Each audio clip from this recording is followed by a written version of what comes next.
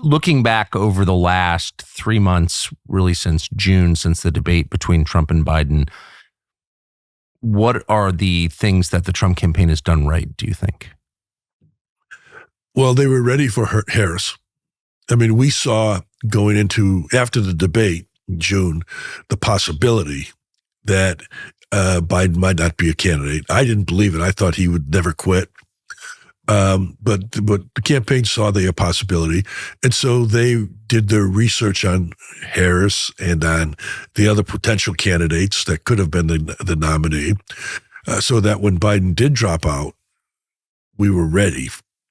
We had ads ready, and we knew how we wanted to define all of the potential opponents we might have.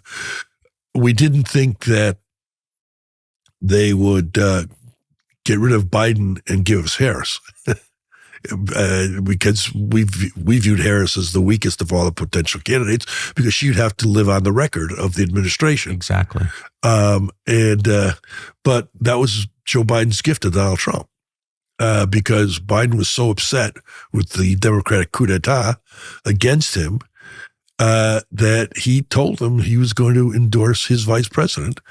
When we had Nancy Pelosi and Obama wanted an open primary of all the leading candidates so that they could control who would come out of the Democratic convention. They didn't get that. Biden announced on Sunday he was quitting, and announced on Monday he endorsed Kamala Harris. And then it became impossible for anybody to run against Harris. You think that was an act of aggression against his own party? I do. Really? Yeah. So diminished though he is, you think that Joe Biden was angry enough at Pelosi and Obama that he decided to screw the Democratic Party by gifting them Michelle? You've watched his Irish temper enough times as I have. Yeah. And you know how he's always felt disparaged by the Democratic establishment, including Obama, including Nancy Pelosi. Yeah, especially Obama. Yeah. And when he didn't want to quit, he felt, and there's a case to be made today, that he could have been a better candidate than Harris, because he felt all along that the Democratic base, which was the reason why he was trailing badly after his debate, would have no choice but to come together after Labor Day and support him. And then he thought he could beat Trump again.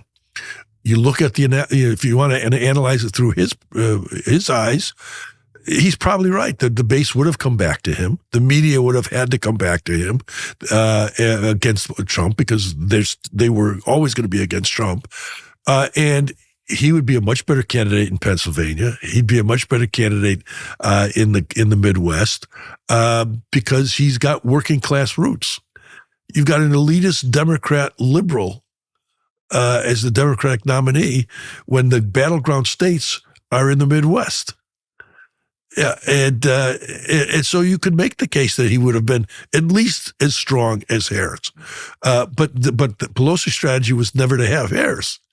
And a Shapiro or a Whitmer or even a Newsom could have had a certain appeal in the Midwest that a Harris didn't have. So you think Obama and Pelosi never thought they were getting Kamala Harris when they pushed Biden to retire? I don't.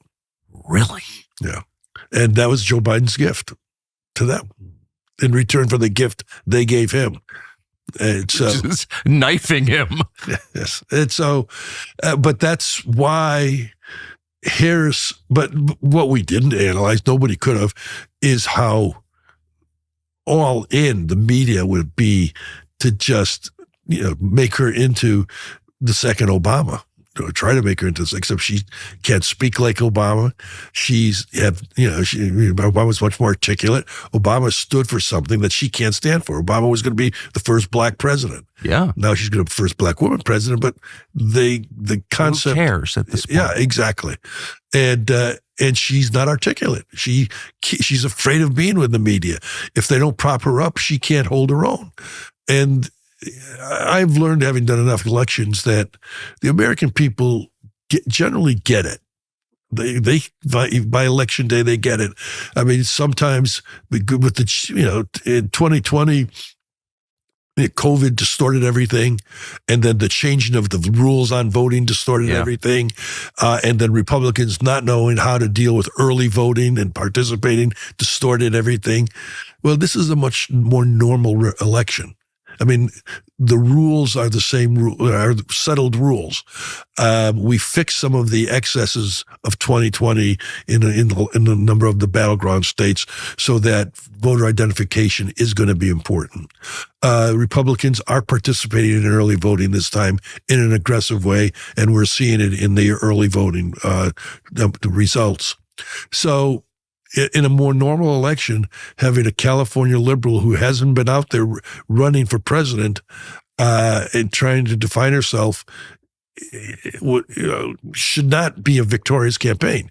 The reason she's in play is because the media has defined her for her as this saint and this turning the page. Well, again, the American people know turning the page from what?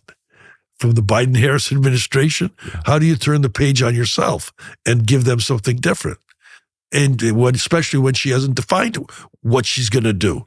Or when she has, it's been contradiction to what she said she stood for before.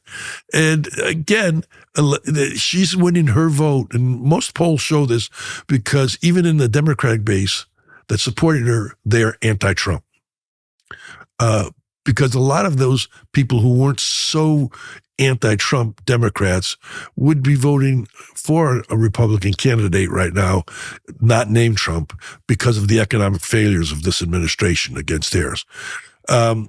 But Trump brings out an additional kind of voter that no Republican can get, and he's changing the composition of the Republican Party into a working man's party, working class party, into a middle American party. I think it's finally happening. It must be weird for you, someone who's been, top levels of the Republican Party for all these years, almost 50, to see all these people come out against Trump and in some cases for Kamala Harris. Like the pillars of the party, Dick Cheney is just one among many.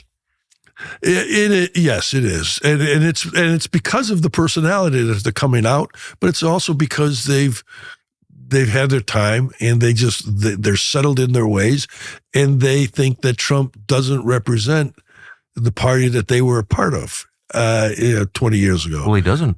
Well, he doesn't, but a lot of the principles he does. Yes. And so, but they've subordinated principles to the how they want the party to look, which is the exact opposite of what the Democrats have done. Yeah. They don't care what the party looks like. It's principles that drive the Democratic Party, and it's woke leftist principles that are not in the interest of the country. And as a result, you've had the changing of the electorate, of the composition of the two parties, where the Democrats are now an elitist party from the coast, and the Republicans are Main Street and not Wall Street, even though their reputation is still that.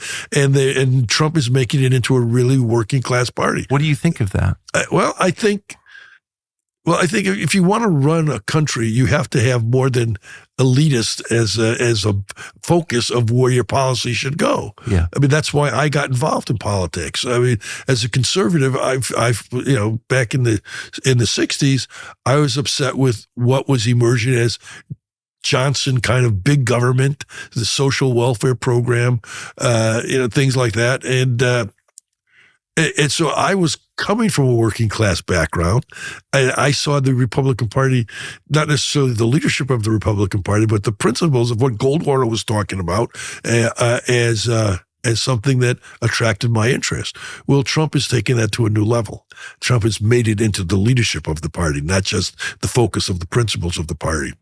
And I think long term, that's a coalition that can govern for a long time, especially when you take the negative part of Trump out of the equation and keep all the positives in the equation.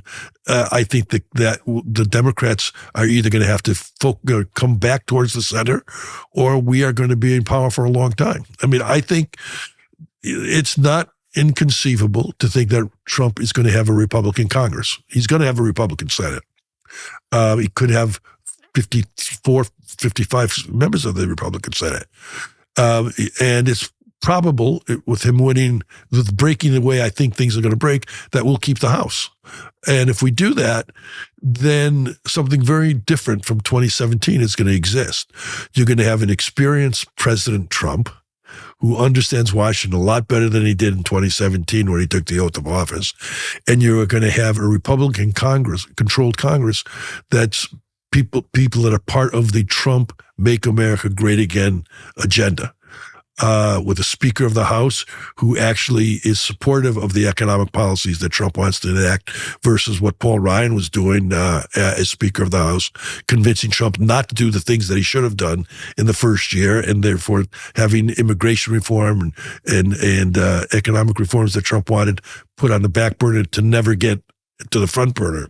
That's not going to happen in 2025. And so with those changes, I believe the country is going to get stronger economically. I think the world is going to get better, get safer. I think we're going to have borders again. And that is going to lock in a lot of this new support that is voting for Trump because they think he will be better for them. But then they're going to see that the party as a whole that Trump has put together can also be better for them after Trump. Thanks for watching our YouTube channel. We hope you'll subscribe to it. And by the way, you can hit the little bell on there and get notifications every time we produce a video. We hope you'll do that also.